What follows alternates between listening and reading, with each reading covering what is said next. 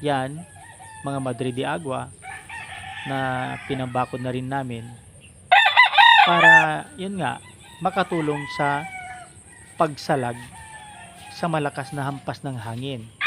Dahil nga nakikita nyo, open field dun sa kabila.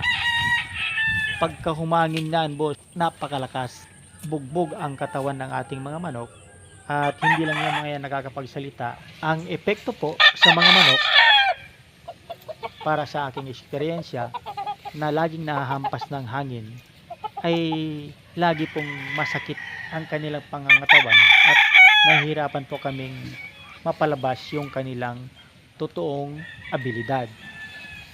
Pero pagka may windbreaker po kayong nakapaligid sa inyong manukan, may mga prutas pa kayong mapapakinabangan katulad nitong native na lakatan na to,